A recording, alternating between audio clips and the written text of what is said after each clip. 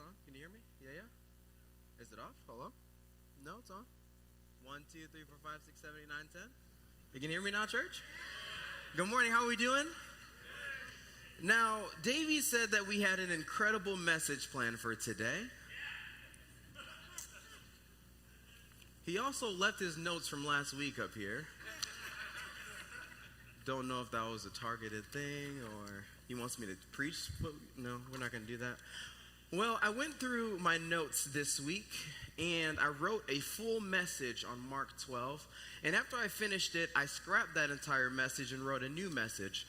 And this is the second take, the director's cut, if you will. And I realized after reading over my notes from the past 2 weeks that I spoke in this series that there is a commonality between the messages that I've been giving here. And what it is, sorry, I got to turn your notes over before I start reading them. The thing is that I tend to talk about my grandparents a lot, which is new for me. And I started to think, what in my brain is making me think of all these stories that have to do with my grandparents? And I realized that my grandparents are just the coolest people in the world. Is anybody in here a grandparent? You are the coolest people in the world. Not saying that if you aren't a grandparent that you're not cool. You're all right. You're fine. Well, my grandparents are just awesome. So instead of talking about them today, I'm going to switch it up. I'm not. I'm going to talk about them again. When I was a kid, as some of you may know, if you've heard some of the messages I've spoken here, well, before I continue, have you guys been enjoying this series so far? I know that sometimes in the brains of pastors, the idea of going through a specific book for weeks on end can seem daunting, but I feel like Connect has done this really well. Like, I don't feel like I'm in some stagnant place, so I'm excited to continue on in the series. But when I was a kid, my grandma used to drag me to church every week, and I've told you that before, and I've told you a little bit about the church and some of the things that I remember, but this week I want to reminisce on some more stuff that happened inside the service between me and my grandmother. Now, one of the things that I remember so vividly is that she would give me specific items for specific parts of the church. Now, I don't know if you've ever been to, I don't want to describe it as an older church, but a more traditional church where not everything's online, there aren't projectors, there aren't like all these cool modern things. You can't scan a QR code to scan your kids in, but like you walk in and there's a bulletin board that tells you everything that's happening for the month. You guys know what church I'm talking about? You know, like the red pews and the hymnals in the back. You know, the service order on the piece of paper that they give you, you know exactly what's going to happen. That type of church. So she would give me these specific items for specific parts of the church or of the service. So the first thing that she would give me early in the morning is a mint. Not because I didn't brush my teeth, but because the deacons would walk up and down the aisles of the church and hand out mints to all the people in the church. But they usually wouldn't give them to any of the kids because we would just eat them like they were candy. So they trek up and down the aisles, and almost in like a systematic fashion, they'd give these mints to the higher profile people in the church, which were usually denoted by where they sat in the church, because every single week, everybody sat in the exact same spot. So they'd know exactly what route to take, given no new people showed up and took somebody's spot, and that's a whole different problem.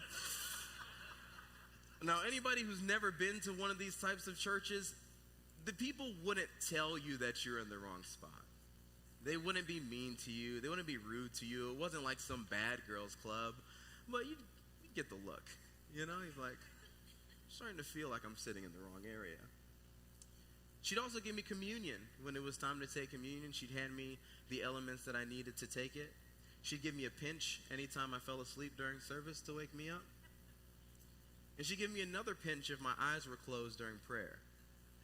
Now, as I grew up, I started to think, how do you know my eyes are open? You don't question a woman from the South. The last thing that I remember that she'd always give me was about $1 to $5 every week to put into the envelope for tithes and offerings. Now, looking back at it, I'm surprised that as a teenager, I didn't try to pocket some of the money. Now, don't judge me. I was a teenager. But I never had that desire. But I do remember vividly the feeling of putting the money into the envelope. It made me feel like an adult, strong, like I had money, like I was rich. And I was just excited. I don't know. There's something about putting the money in the envelope that made me feel like everybody else in the room that was doing the same thing. And I even tapped my friend that was sitting next to me. Look at this. I got $5 in here. Like I was the coolest kid in the world until I looked over and saw that his mom gave him $20. That's fine. Now that same feeling that I grew and kept having, I realized that the other people around me were having that same feeling, that feeling of the person next to you putting in more than you are. And what I noticed is that sometimes when people were putting their money in the envelope, they'd be looking to the right and left of them, maybe to see what other people were putting in theirs, or checking out what numbers they were writing on the check, or checking out all these different things, and so focused on everybody else around them and comparing themselves to what the other people are doing. And that was the first moment where I realized that comparison is the thief of joy and the root of jealousy. And as time went on, I became one of those people who slipped my money into the envelope quietly, looking around me to the right and to the left to see what other people were doing in comparison to what I was doing for the church. But my grandma, she was the opposite. Not in a, hey, everybody, look how much money I'm putting in here, but in a very, I know what I'm supposed to do way. She'd pull out her little checkbook. She'd put on her glasses. She'd start writing the check. She'd look back at the check to make sure everything was right. Look at me. Look back at the check. Put it in the envelope. And then put it into the tray. Extremely unbothered by anything that was going on around her. She didn't care what the person to the left was putting in hers. I was on the right, so she knew what I was putting in mine. But she just gave in a way where she knew what she was supposed to do and nothing else around her mattered. She was not comparing what she did for the church ever in anything that she did. She knew her limits, she knew what she could do, and she knew what she couldn't. The fact that she was so unbothered over time made me unbothered about the way that I gave. Because she didn't care how other people were obedient to God, she focused on how she was. And that's what we're going to talk about today. We're going to continue on in Mark 12, verse 38. If you have your Bibles, feel free to open to that. Even if it's on your phone, we don't judge you. Mine's on my iPad, so. And we're going to start in verse 38, and it says, as he taught, Jesus said, watch out for the teachers of the law. They like to walk around in flowing robes and be greeted with respect in marketplaces, and have the most important seats in the synagogues in the places of honor at banquets.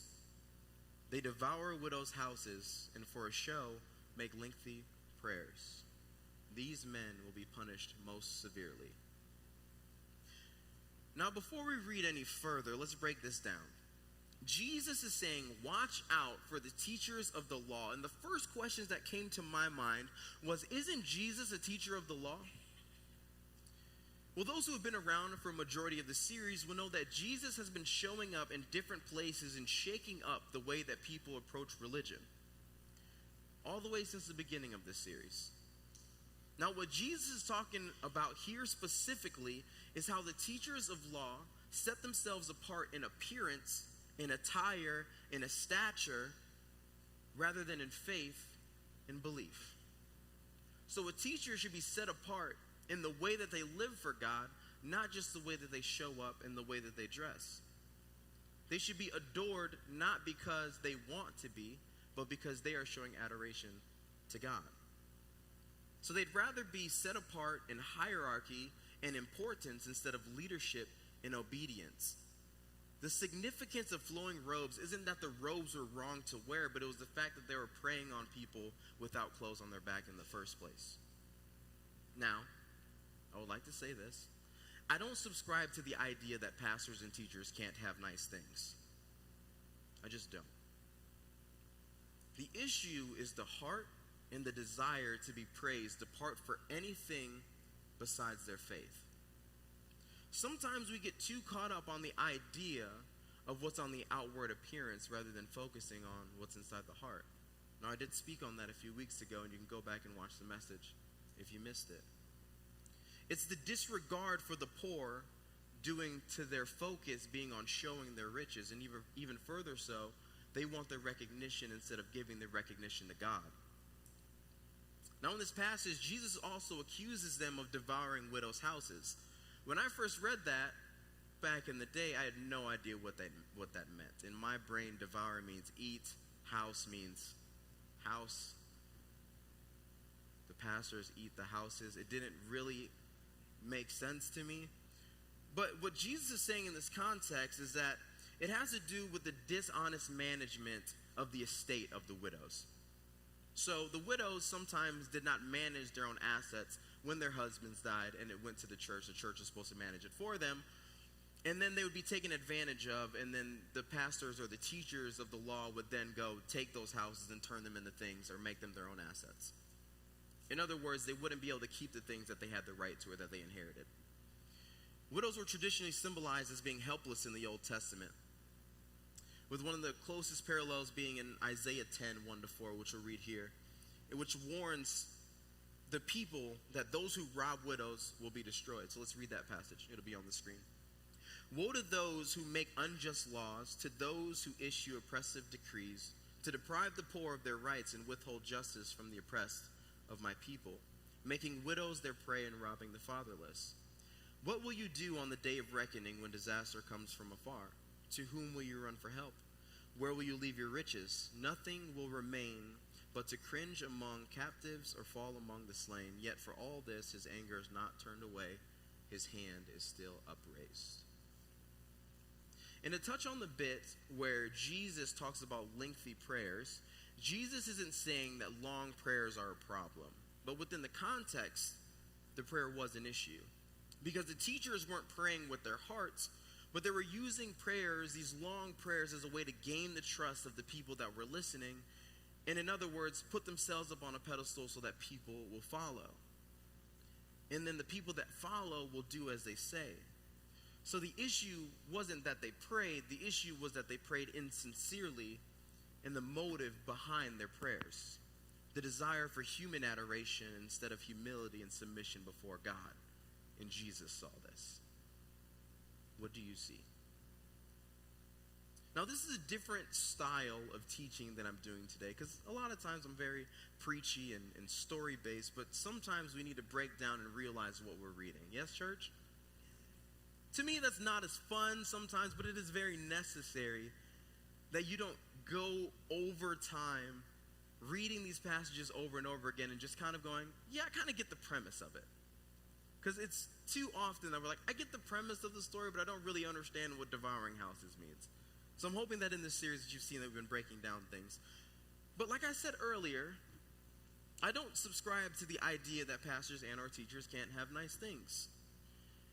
Now the reason why I say this is because oftentimes it's easy to read scriptures like these and then believe that they're saying that your local pastor should be homeless. They should have absolutely nothing. If they truly believe in Jesus, they will sleep in the back of the church and just live here forever. Now, that's not the way to show true faith. I would say that the heart is the true indication of faith. What's on the inside, not just merely what's on the outside. Now, there's a difference between having nice things and letting the nice things be your identity or your purpose. For example, I was a youth pastor a few years ago, and I got this great deal on a truck. One of our cars was giving out, and I decided it'd be a good idea to get this truck. Now, I'm glad I don't have it now because gas prices, but I said, look, our other car is kind of on the fritz. It's not very reliable. So what I'm going to do is I'm going to get this truck. And it's not only going to be for me, but it's going to be used for youth events. I'm going to help people move with it. I'm going to take it to youth camp in the summers, because if any of you guys have ever tried to drive up to Prescott in a 2011 Hyundai Sonata, doesn't work very well, especially if it rains. You're stuck at camp for life. But I remember having to park my truck behind the church, because every time I'd pull up to the church in my truck, I'd get these slick comments of like, oh, they must be paying you well. Or interesting choice, you know? to buy a new truck. When missions trip needs this. Or you could sponsor a kid to youth camp.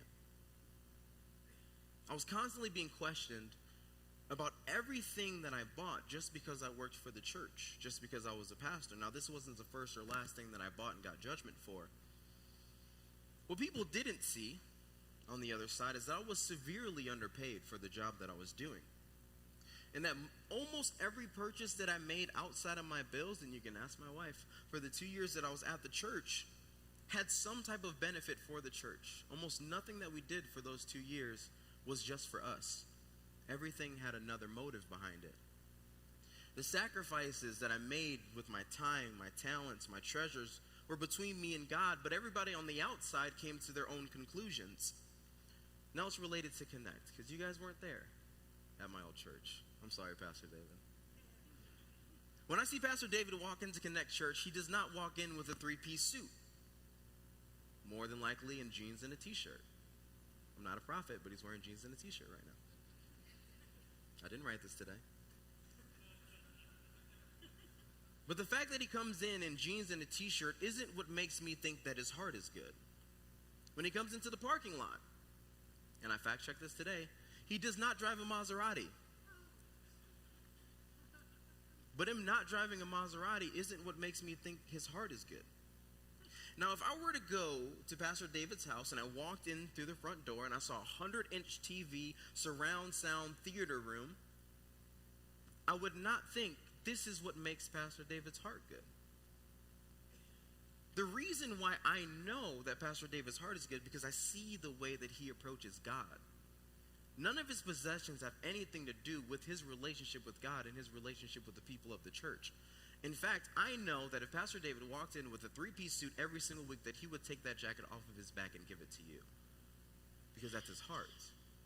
It's very separate from his possessions. We need to remove this idea that what people have on the outside is showing what's on the inside of them. We must approach God with humility, with love and adoration, and approach his people with the exact same 3. Your identity isn't based on what you have, but it's shown through how you operate and how you live. And here's the thing. The reason why I feel like pastors are often judged for the things that they have is because there are a select few, very small percentage of pastors out in the world that live very boisterously. They can be seen as not being humble and having all these possessions and having private jets and all the things, right? But here's the thing. That's a very small percentage of pastors. And we don't know their hearts. But that's a very small percentage of pastors that's being projected over the world so that we think that when we see a pastor at our local church that they could only be greedy. That they need to live extremely humbly. They need to give away all the things that they have because I saw this pastor when I woke up this morning on TV that has 6 private jets and 14 houses and a mansion. Well, let me tell you what, your pastor does not. The few outliers in the space get the most attention, and these feelings are projected onto the local church. But it's important that the first thing that we look at in our pastors is their heart before we question the motive of every decision that they make. Because when you know the heart, you'll know the motive. Do you believe that, church? Let's continue on in verse 41. Jesus sat down opposite the place where the offerings were put and watched the crowd putting their money into the temple treasury. Many rich people threw in large amounts, but the widow came and put in 2 very small copper coins worth only a few cents. Now, from an objective standpoint, the rich people put in more money than the widow. Yes? Just objectively, the rich people had more money. They put more money into the treasury, and the widow only put in these 2 coins. So from my human eyes and my human understanding, I can see how the rich were of great value to the temple. From my own experience, I can see how the poor widow would only have a few cents to give. And every day, we're given an opportunity to give to the church, most prominently on Sunday, and we're reminded on how our giving affects ministries. However, we're all in very different financial situations, so our giving tends to be contingent on what we have. Some of us in the room are living month to month. Some of us are living day to day. Others of us in the room have enough money to make it through the rest of the year, not even think about it. But what's being shown here is not objectively how much did each person give, but what does that giving mean in respect to their situation? Let's continue on in verse 43. Calling his disciples to him, Jesus said, "Truly I tell you, this poor widow has put more into the treasury than all the others. They all gave out of their wealth, but she, out of her poverty, gave everything, all she had to live on." This is called sacrifice. Now, our objective on the surface thought is that the widow gave less than the rich. But here, Jesus challenges our way of thinking by saying that she put more into the treasury than all of the others. Why? Because her giving was not out of abundance, but it was out of sacrifice. She may have even thought for a moment, I'm not giving as much as them. What difference would this little bit that I have make? She may not have had that thought at all. But some of us tend to have that thought where we think, how is the little that I have to offer going to actually make a difference? But here's the thing. Like the widow, we can't let comparison discourage our faith and or our obedience. Now, there are 3 T's that I like to talk about when it comes to sacrifice. And I mentioned them briefly earlier. It's time, talents, treasure. First, let's talk about time. Is there anybody else here that's just in an extremely busy season of life? Yeah? Now, when I came in this morning, I asked 3 different people how they're doing, and they all said either exhausted or tired.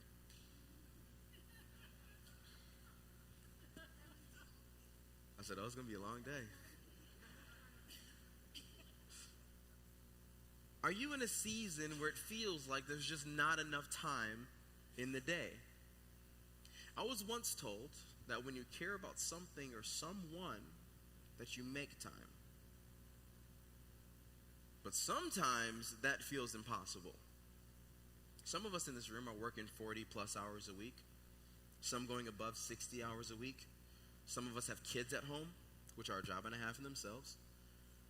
Some of us are married or actively dating and need time to nurture our relationships and make sure that they still get the time and the effort that they deserve. Some of us need more alone time to decompress, to relieve ourselves of the stresses of everyday life.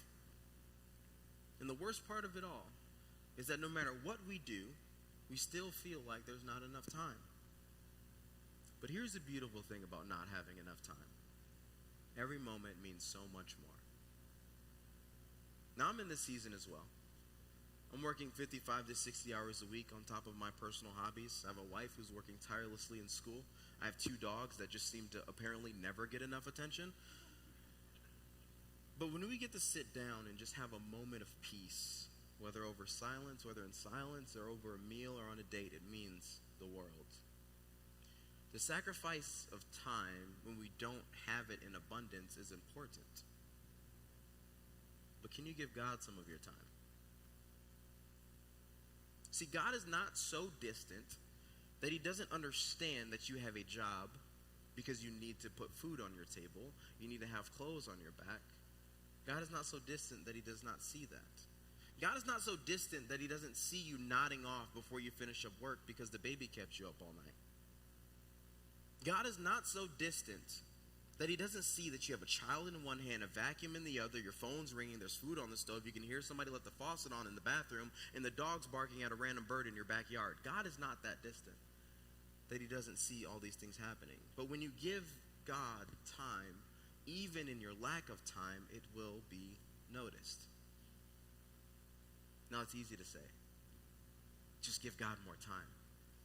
So instead of just saying that, with everything today, the time, talents, treasures, I'm going to give you 3 practical ways to make time, to give your talents, and to give your treasures. So 3 practical ways of making time for God when you don't have time. Number 1, watch messages, prayer gatherings, or Christian podcasts during your commutes. So if you're driving to different places, dropping kids off at school, or you have to go visit somebody in the hospital, you have to just do anything, turn on a Christian podcast or go watch one of the messages from Connects on your phone through your car as you're commuting. Number 2, set your alarm 10 minutes earlier so that you can take time before you would usually have been awake to either pray, write in a journal, or just set your day up. Or number 3, for those that don't want to wake up earlier, go to bed 10 minutes later than you usually would and use that time to pray, to worship, whatever you need to do. Now, what about talents? By talents, I mean your abilities. How can you use what abilities you have for God? Now, not all of us have masterful skill sets, but how can you use what you do have for God? Because remember, the widow didn't have a lot of money, yet still gave money to God, which is how if you don't have enough time, you can still give time to God. So how can you use your talents for God when you don't feel like you have talents? Now, too often we feel like the things that we know how to do don't really have a place in ministry. It's a very easy thing to believe. Well, I'm here to tell you that that's just simply not true. While you may be shy and you don't want to be on stage singing, or you're tone deaf so you don't want to be on stage singing, or teaching, or anything like that, or you may have physical ailments that don't allow you to stand for a long time, or maybe not even able to stand at all. Or maybe you have something in your life that makes it so that you can't even leave your house and all you can do is watch church online. It's easy to feel like you don't have a proper place in the advancement of Christ in the church. But here's the thing, you do. It just may look different than the way somebody else does it. Remember, comparison is the thief of joy and the root of jealousy. Here's how it can look different. I once went to a youth conference when I was a teenager. I was in high school, and there was a worship leader on stage. And you guys know worship leader usually sings, right? Usually they come up on stage and they address the crowd. But this worship leader was on stage. She had a microphone in her hand, and never once did she move that microphone to her mouth. Not once. I remember thinking throughout the entire first song, is this like some type of show? Like, is she just up there for some reason? For no reason? I don't know. I was a teenager. I have a lot of questions going through my brain. And at the end of the first song, I was like, okay, whatever, cool. Second song starts. Maybe she's going to sing in the second song. Second song goes, same thing happening. She's just raising her arms. She's just worshiping in her own way. Still have no idea. I don't understand. And I come from a music background, so I'm like, I just don't get why she has a mic in her hand. Even if they just remove the microphone, it'll make more sense to me. Third song comes by, still not singing. At this point, I'm just making up scenarios in my head as to why she's not. Maybe the microphone's broken. I don't know what's going on. And after that third song, she raises the mic to her mouth. And with a very raspy voice, she tells us how she's been the worship leader of that church for years, since its inception, but she's grown these vocal notes and she can barely talk, let alone sing. And that the way that she's been worshiping her entire life, she hasn't figured out exactly how to worship differently yet, but for now, this is what she's doing. That the way that she's been doing her service to God is going to change forever if the doctors can't figure out a way to remove them. But even in her lack of ability, like the widow with 2 coins, she's making it work. She's staying obedient. She's giving what she has. And for now, that's her presence. So there's no lack of ability that will make it so that you can't serve the church. So again, here are 3 practical ways to serve the church even when you feel like you lack the ability to. Number 1, serve on the online ministry team. You may not be able to be here in person, online church. You may be in a different state, a different country, on a different continent. But you can still serve Connect Church through the online ministry. Number 2, ask for a list of people to pray for in the church. This literally requires you don't even have to be here in the church. You just take that list home and you pray for those people. That is still a ministry to the church. That is still serving God. That is still using your talents. Number 3, meet with one of the pastors in the church and find an area to serve in. A lot of times people are afraid to serve in the church because they don't understand how their skills are going to help them show God to people.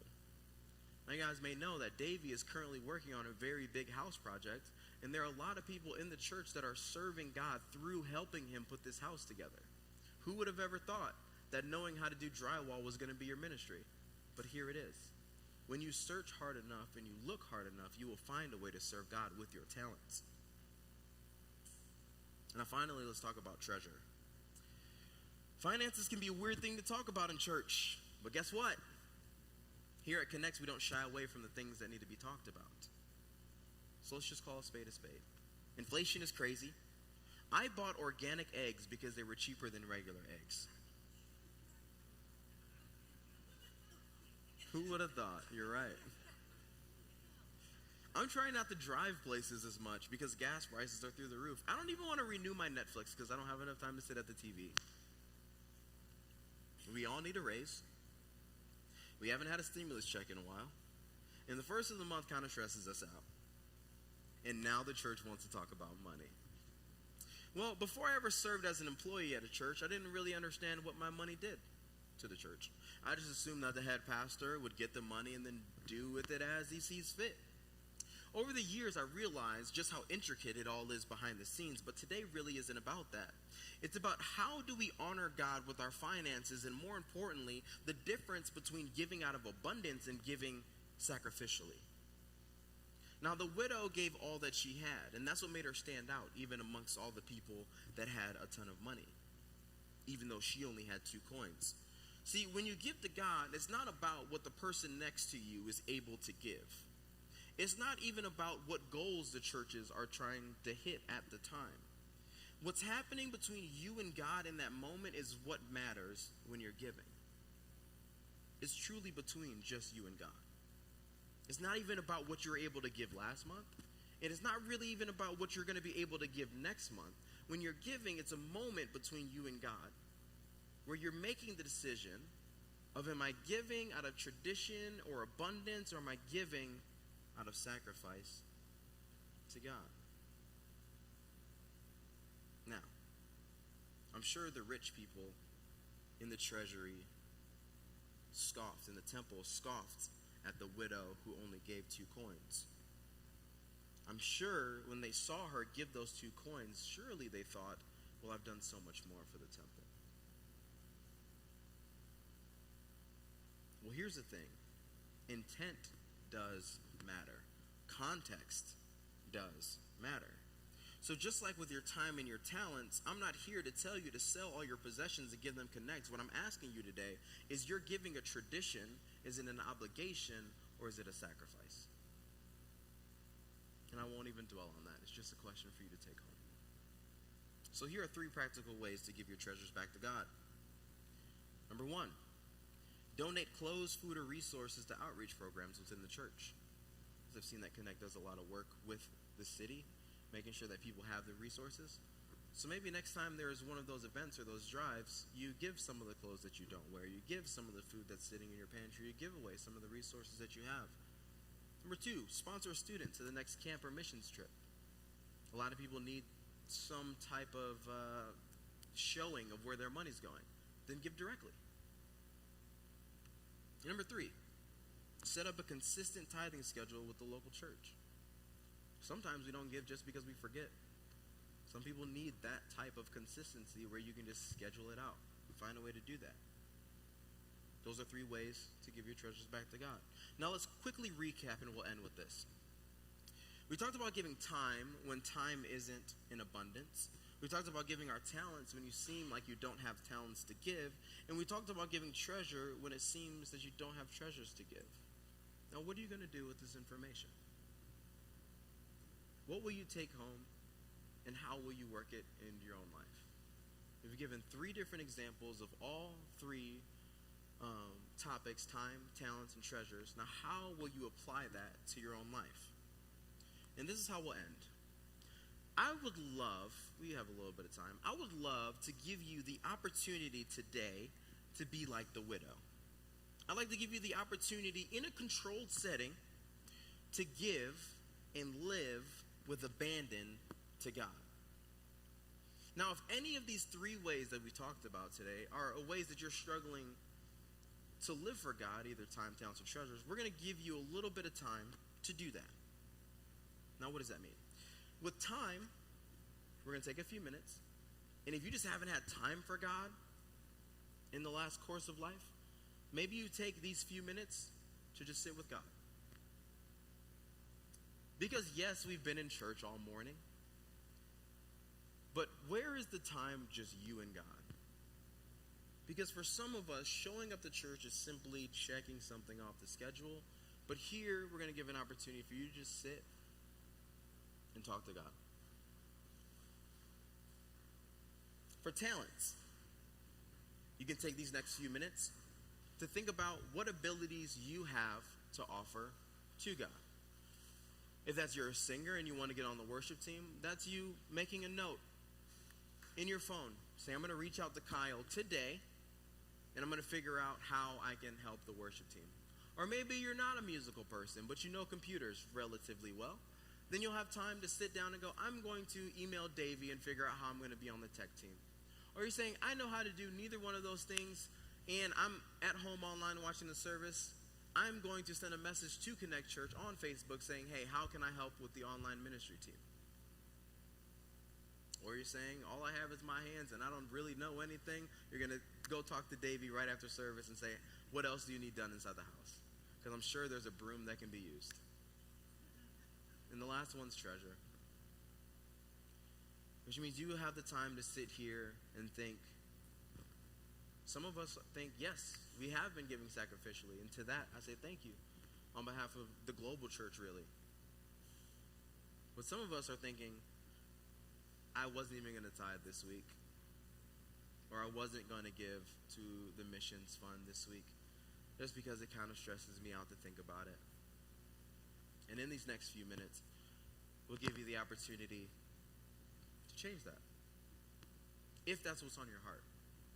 All these three topics are just the things that are on your heart. I'm not here to tell you which one of those things is something, because I don't know. I don't know your life. But I believe that we have to live life in context to our situations. And because all of our situations are different, everybody in this room is going to be doing something different. So be like the widow. Don't focus on what other people are doing. Just move closer to God and watch what He will do with what little you think you have to offer. Because comparison shouldn't make you stray away from what God has told you to do or what God is putting on your heart. So the band's going to play for a few minutes before they sing the next song. You just take the time to figure out, are you giving sacrificially with your time, with your talents, with your treasures? I'll pray for you. Thank you, Lord, just for the opportunity to stand before your people and relay what you relayed to me, God.